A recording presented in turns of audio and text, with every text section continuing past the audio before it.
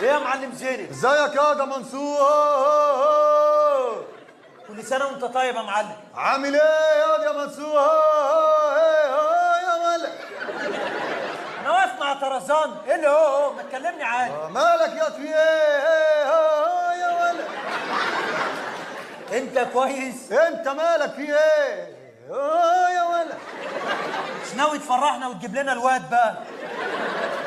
ده مش واد، بت اللي يجيبه ربنا كويس. ولا بنت. امال ايه ده؟ انا كنت فاكر ان انا عيان، رحت امبارح للدكتور قلت له ايه ده؟ قال لي ما تقلقش ده كرش بس بيطلع لك من تحت لفوق.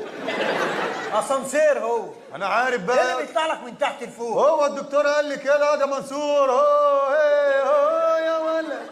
انا واقف مع الليسي. ايه اللي الدكتور قال لك ايه بالظبط؟ اللي مني مش فاهمني ومش راح مني ومش سامعني. ايه هو يا ولد. الدكتور قال كده؟ ده دكتور انف واذن وشيبه.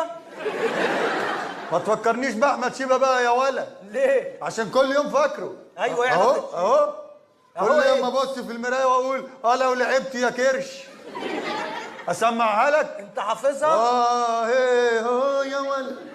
هو عيد باين من اوله. ايه هو يا ولد. انت مش حافظ غير هو يا ولا مفيش كلام عادي. اسمعها لك انا بقى. اتفضل. جاهز؟ جاهز. انت اللي جاهز. هتسمع ولا ايه؟ في حاجه في ودنك؟ لا مفيش حاجه. هاي يلا انت هتاكل نص بطه. الا يا ولد. بسخن بس ماشي ساخن ما احنا فاضيين. عشان الحنجره. عشان الايه؟ الحنجره. اتفضل حياك الله.